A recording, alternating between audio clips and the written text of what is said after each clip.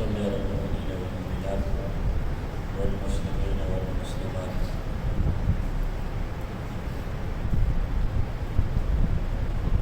دا حضور اقدس صلی الله علیه و آله وسلم د سیرت مبارکه د مدني دور د هجرت د دویم کال واقعات هغه شروع شوي.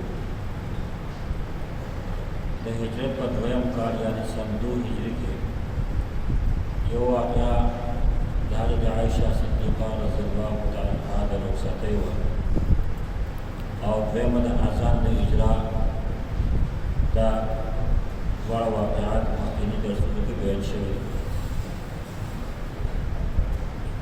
د هجرت په دویم کال د شعبان په میاشت باندې چې دا د هجرت 18مه میاشت وه، د شعبان 15 تاریخ و. حضور اقدس صلی الله علیه و آله وسلم د بشر بن برا بن معروف ملاقات ته سلام ته تشریف وړی.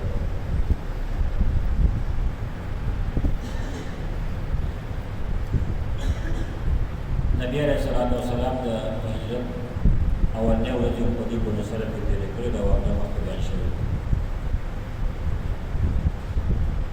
نو د دې په کور کې ام بشیر د نبی علیه السلام دپاره د ډوډۍ انتظام وکړو. ماسپښین لمانځه ټیم شو.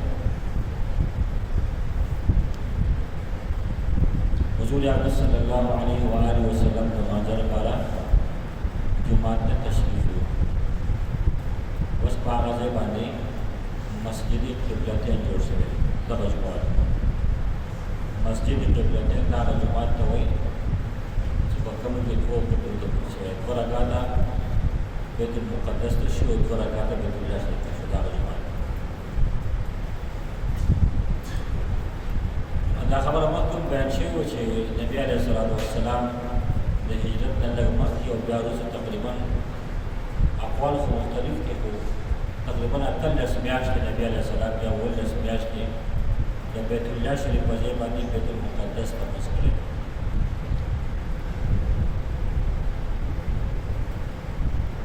نبي علیه السلام سره صحابه کرام موجود. ماسپښین مانځه ته ودرېدل.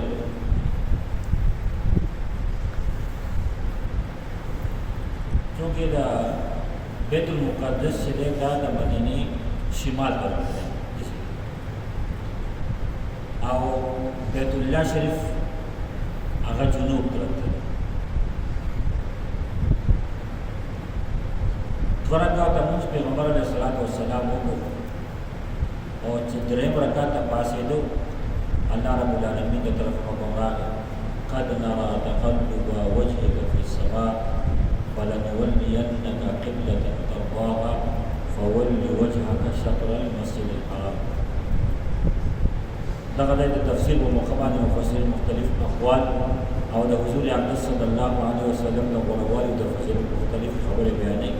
خو چونکې د هغې تعلق د تفسیر سره دی، چې کوم کسان د تفسیر شوقیان نه هغه په تفسیر په درس کې لګاوه. نبی علیه السلام 3 رکعت ته پاڅېدو، د حکم راغی حضور اقدس صلی الله علیه و آله وسلم د دغه طرف نه روان شو. دې به یې رامخ کړو ځکه چې صفونه وکړل. په هغه وخت په لمانځه کې د ډنډې اجازه وه.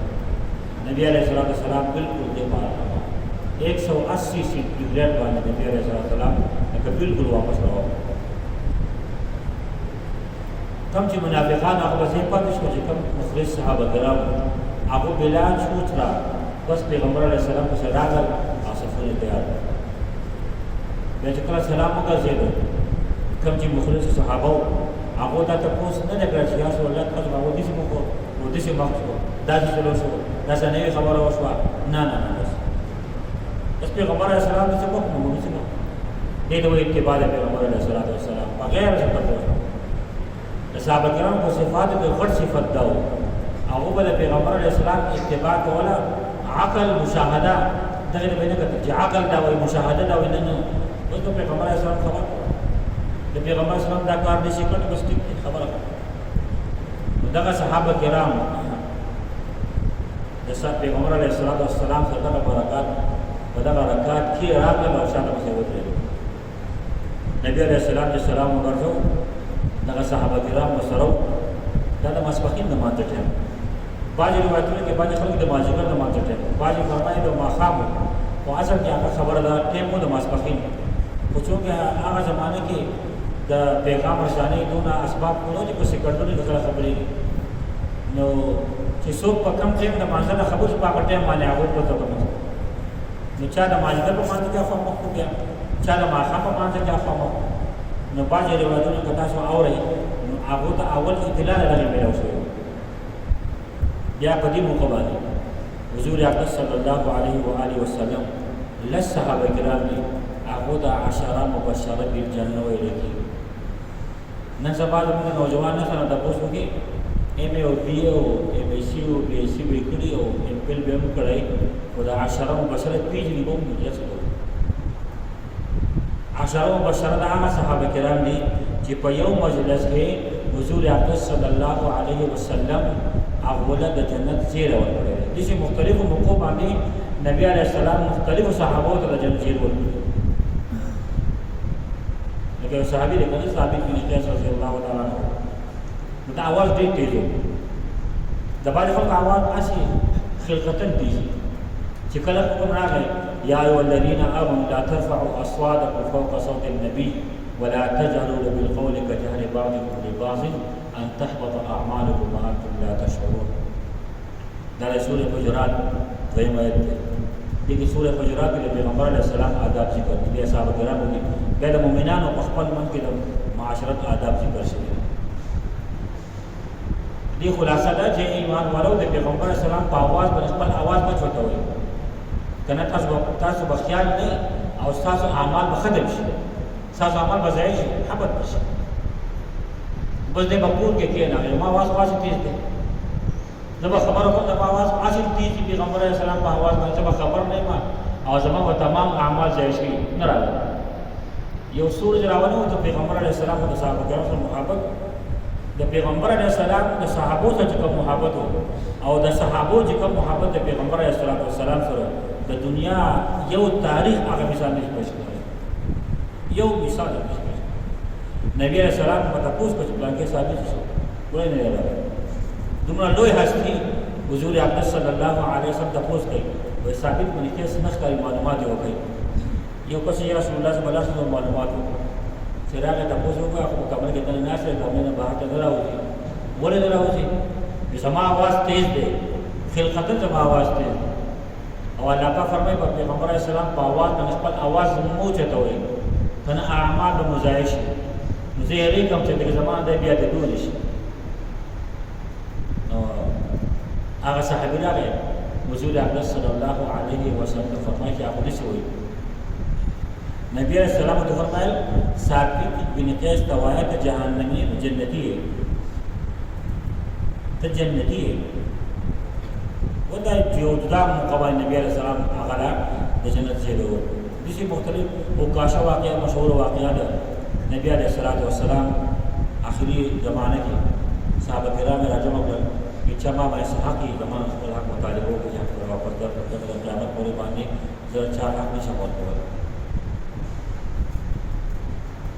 تمام صحابه کرام خاموشه ناست، عکاشه پاسې وایي یا رسول الله زما په تاسو حق دی، مال به هغه راکړه، اوس به راکړه. حضور اقدس صلی الله علیه وسلم حیران شو چې عکاشه ما باندې څه حق دی.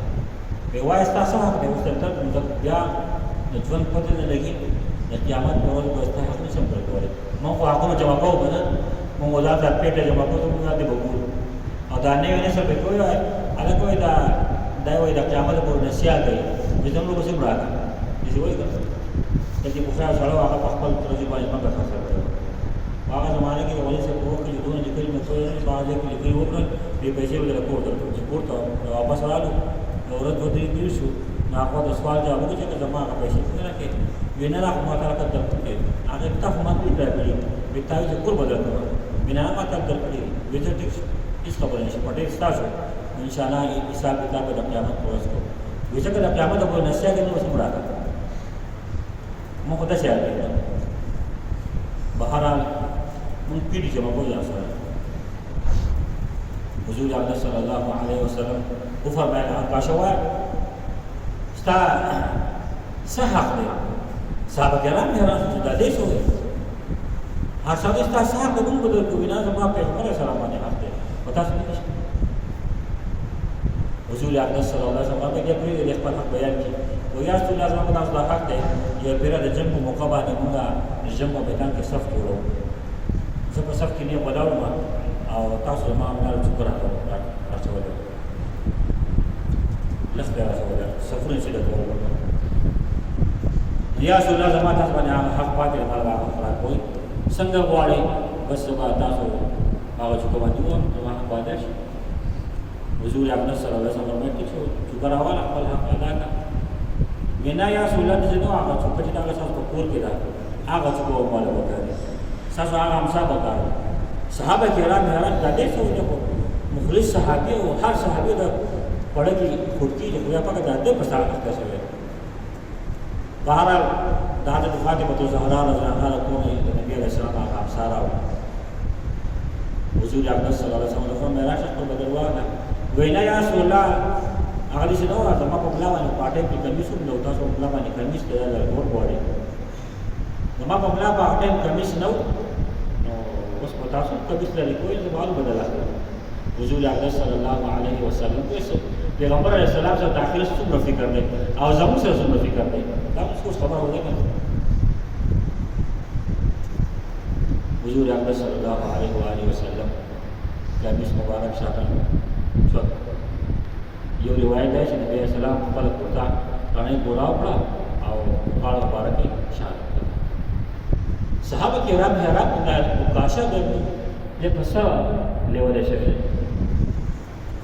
عکاشه راغی فورا د حضور اقدس صلی الله علیه وسلم هغه مور یې ګوتې خپل و یا رسول الله د عکاشه دومره حیثیت نشته چې هغه ته څوکه راوړي.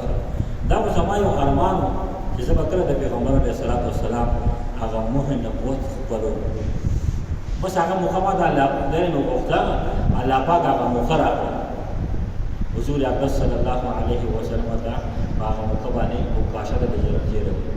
داسې مختلف صحابه کرامو ته دغه مستقل یو فهرست کې مستقل کتابونه دي چې نبي علیه الصلاة والسلام کوم صحابي ته په کوم موقع باندې د جنت زیری ورکړی. خو بهر عشره مبشره بالجنه د هغه صحابه کرام دي چې حضور اقدس صلی الله علیه وسلم په یو مجلس کې هغو ته د جنت زیری ورکړی. هغه دا موقع وه چې کله تحویل قبله حکم راغی نبي علیه السلام په مصر د تشریف وړو او په مسجد قبلتین کې نبي کریم صلی الله علیه وسلم لمونځ کوو. دوه رکعته لمونځ یې وکړو، درېیم رکعت ته چې پاڅېدو د تحویل قبلې حکم راغی نو دغه صحابه کرام سره په غیر سر وینا نه په غیر تپوس نه بس ودرېدل چې دوه رکعته لمونځ یې وکړو سلام یې وکړو. دا چا تپوس نه دی کړی چې یا رسول الله څه شی دی. حضور اقدس صلی الله علیه وسلم په هغه ټایم فرمایل ابو بکر فی الجنه، عمر فی الجنه، عثمان فی الجنه، علي في الجنة، سعيد بن زيد في الجنة، سعد بن أبي وقاص في الجنة، طلحة في الجنة، زبير في الجنة، عبد الرحمن بن عوف في الجنة، أبو عبيدة بن الجراح في الجنة. دا لس صحابه کرام دي ته عشره مبشره وي. دا غلط صحابه کرام چې په دې موقع باندې حضور اقدس صلی الله علیه و آله وسلم دوی ته په دې یو مجلس کې د جنت زیری ورکړو. دې ته عشره مبشره ویلي. دا دې موږ یاد بیا د هجرت په دویم کال درېیمه واقعه چې وه هغه د رمضان په لمونځ د فرضیت وه. دا همدغه میاشت وه د هجرت اتلسمه میاشت وه، د شعبان میاشت وه او د تحویل قبلې نه پس دویم حکم په دغه میاشت کې هغه د رمضان د لمونځ د فرضیت راغی. یا ایها الذین آمنوا كتب عليكم الصيام كما كتب على الذين من قبلكم لعلكم تتقون اياما معدودات. بیا بل حکم د زکات د فرضیت په دې کال کې راغلی. مخکې صدقه فطر فرض بیا د هغې فرضیت واجب ته لاړ او زکات فرض شو او قرآن کریم کې څو آیاتونه چې هغه زکات مبارک او حضور اقدس صلی الله علیه وسلم تاکیدا دا خبره فرمایله لا صلاة لمن لم یؤد الزکات. دا هغه څه لمونځ نه کېږي چې هغه زکات نه ادا کړي. او بیا حضور اقدس صلی الله علیه وسلم زکات دی دا قنطره الاسلام دی دا د اسلام خزانه ده ځکه باندې کې د غریبانو سره تعاون او مدد کوي او بیا اسلامي حکومت ته الله پاک اختیار ورکړی دی چې د خپل ماتحت د مالدار زکات په څیر راټولوي مستحقین ته به رسي خذ من اموالهم صدقه تطهرهم دا په تفصیل دی بیا چې دا هجرت ویم کال شروع شو کفار نه وته چې نبی علیه الصلاۃ والسلام په آرام سره یا صحابه کرام دو په آرام سره په مدینه منوره کې ژوندۍ تیرې هغه د دې خبرې خطر احساس وو چې دا مدینه منوره چې دا به د اسلام یو مضبوط ګړ لري ناغه په قرار خو نه ناس هغه باقاعده دغه لپاره د خدمت په اوله کې د خدمتو مختلف حربې استعمال کړي نو نبی علیه الصلاۃ والسلام د شنو چې مذهبونه قافله حضور اقدس صلی الله علیه و آله وسلم داغه لپاره هر قسمه تیاری کو او چې کله بیا د شوی درس کې دا خبره بیان شوی و د جهاد اجازه ملو شو د جهاد اجازه دا خبره یاد ساتئ نن سبا دنیا کې د جهاد نوم بدنام شوی دی جهاد د دې لپاره د اسلام په تاریخ کې دانش خو چې نبی علیه السلام څو په زور باندې مسلمان کړي او جهاد دې بس بدري خلک کړو هر څوک مرتوا هر څوک وجنا نبی علیه السلام د صحابه کرامو په خپل باندې جهاد ته ودو باقي اصول هدایت د غزوه بدر په موقع باندې حضور اقدس صلی الله علیه وسلم فرمایل بنو هاشم باندې وجنه ته د حضور راوستي شي د خپل رضا باندې جنگ میدان نه دی راغلی دو کچا دا بنو هاشم مخه ورغه نو ودی دینو ځکه دا حضور راوستي شي د خپل خوشاله باندې میدان ته نه دی راغلی بیا نبی علیہ السلام په باقاعده اصول بیانول زنانه معصومان بوډاګان هغه خلک چې هغه په خپل باندې داونه کې ناس او هغه د جنس سره تعلق نه لري تاسو به څه نه وایي هغه کسان چې هغه استادو مقابله کې راغلي میدان کې ولاړي یا د مسلمانانو خلاف په دغه جنگ کې هغه ترتیب جوړي هغه کسان تاسو نشي کولای منو دا د اسلام اصول دي نو اسلام چې د جهاد اصول دي جهاد د دې لپاره نه دی وایي جهاد د اسلام حفاظت کوي جهاد د ظالم لار رکاوي جهاد د مظلوم حمایت کوي او جهاد د دین حفاظت کوي ماوی چې د جهاد یو نقشه چې نن دنیا پیش کړې ده دا نه لګول دا غلطه ده چې هغه ټیم باندې مسقط په قتال کې حاصل په وجه نه اسلام او د جهاد د دې سره هیڅ تعلق نشته جهاد په ظالم لار نشته جهاد بس هغه رکاوټ لري کوي چې کوم دین اسلام ته رکاوټ بس بیا پیغمبر علیه الصلاۃ والسلام چې حکم او اجازه د جهاد پیلاو شو نبی علیه الصلاۃ والسلام پاک دې هغه په ترتیب برابر او بیا دغه نه پس ابتدایي مهمات هغه د جهاد شروع شو بیا اولنې مقابله پیغمبر علیه الصلاۃ والسلام د مدینه مغربي ساحل طرف ته څومره آبادی او څومره قبیلې وي نبی علیه السلام دا اوسه معاهده و اولنې معاهده و هغه پیغمبر علیه الصلاۃ والسلام چې په خپل باندې تشریف وړو شپېته مهاجرین ورسره او اولنې غزوه هغه د غزوه ابوا ویل کی غزوه ابوا دا هغه مقام باندې شوی و جنگ پکې نو شوی نبی علیه السلام تلو بیا د قبیلې بنو صخر سره یا بنو زمره سره د نبی اسلام دا معاهده د بس د تعاون د اتفاق او د اتحاد شوی و دا د سفر میاشوا او د هجرت دویم کال او دا هغه مقام چې په کوم ځای کې د نبی کریم صلی الله علیه وسلم والده ماجده حضرت آمنه هغه وفات شوی و نو اولنې معاهده د اسلام هغه د بهر خلکو سره هغه مقام ابوا ته شوی و دې په د سیرت په تاریخي غزوه ابوا ویل کېږي